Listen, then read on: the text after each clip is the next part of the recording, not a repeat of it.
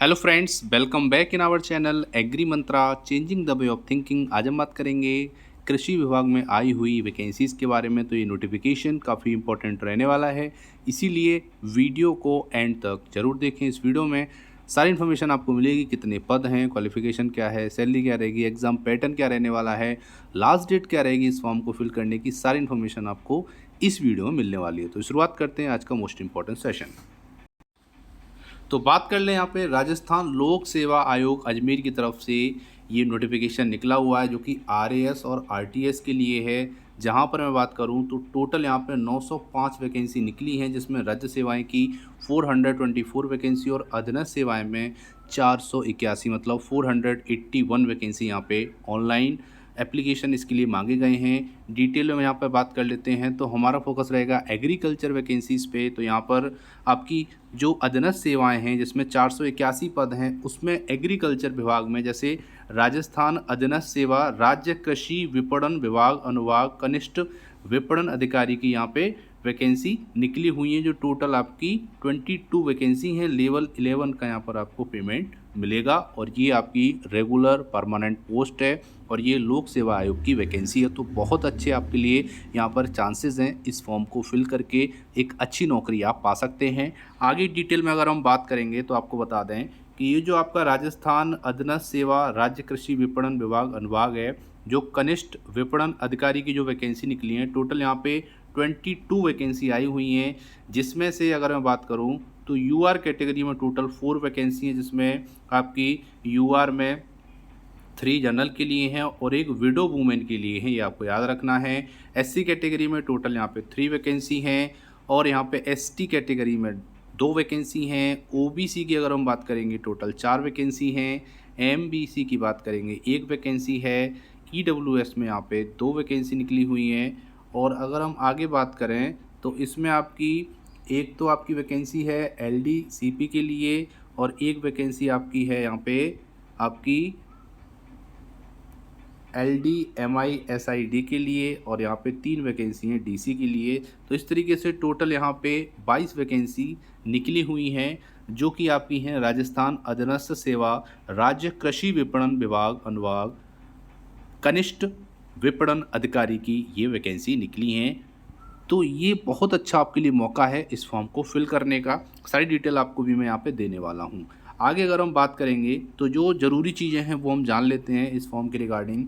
तो शैक्षणिक अर्हता की अगर हम बात करेंगे तो इस पर सीधे सीधे लिखा हुआ है must hold a degree of any of the university incorporated by an act of central and state legislative in India और अदर एजुकेशनल इंस्टीट्यूशन। तो आप केवल और केवल अगर ग्रेजुएट हैं या फिर ग्रेजुएशन के लास्ट ईयर में हैं तब भी आप इस फॉर्म को फिल कर सकते हैं, क्योंकि यहाँ पे क्लियरली मेंशन है उक्त पदों की अपेक्षित शैक्षणिक अर्हता के अंतिम वर्ष की परीक्षा में सम्मिलित हुआ हो या सम्मिलित होने वाला व्यक्ति भी आवेदन करने के लिए पात्र। मतलब आपने अभी 3rd ईयर पास किया है और 4th ईयर में आने वाले हो बीएससी या बीटेक एग्रीकल्चर में, तब भी आप इस फॉर्म को फिल कर सकते हैं। ये भी आपको यहाँ पे ध्यान देना होगा, लेकिन आपको मुख्य परीक्षा से पहले पूर्व शैक्षणिक अर्हता जो है वो अर्जित करने का सबूत भी देना पड़ेगा। मतलब मेंस एग्जाम जब भी होगा तब तक आपको अपना ग्रेजुएशन कंप्लीट कर लेना है, लेकिन फॉर्म आप भर सकते हो। परसुइंग वाले भी भर सकते हैं, मतलब जो 3rd ईयर 4th ईयर में है। और यहाँ पे बात करेंगे 3rd ईयर की, मैं इसलिए बोल रहा हूँ कि जो नॉर्मल ग्रेजुएट हैं अदर वैकेंसी के लिए, जैसे बीए है तो बीए 3rd ईयर वाले भी यहाँ पे भर सकते हैं। बाकी बीटेक फाइनल ईयर में जो है या फाइनल ईयर में आ गए हैं वो भी यहाँ पे भर सकते हैं। आगे अगर मैं बात करूं आयु सीमा की तो यहाँ पे 1/1/24 के अनुसार 21 वर्ष से लेकर 40 वर्ष होनी चाहिए। बाकी रिजर्वेशन की बात करेंगे तो जो मेल कैंडिडेट हैं राजस्थान के SC ST BC MBC और EWS के, उनको 5 साल का यहाँ पे रिलैक्सेशन मिलेगा। और जो वुमेन हैं सेम कास्ट की, उनको 10 वर्ष का यहाँ पे रिलैक्सेशन दिया जाएगा। और जो वुमेन कैंडिडेट हैं जनरल कैटेगरी की, उनको 5 वर्ष का दिया जाएगा। और जो आपकी डिवोर्सी वुमेन है, विडो है, उनकी कोई भी सीमा नहीं है, वो कितनी भी एज में अपने फॉर्म को फिल कर सकती हैं। ये भी आपको याद रखना पड़ेगा। बहुत अच्छा मौका आपके लिए आया हुआ है।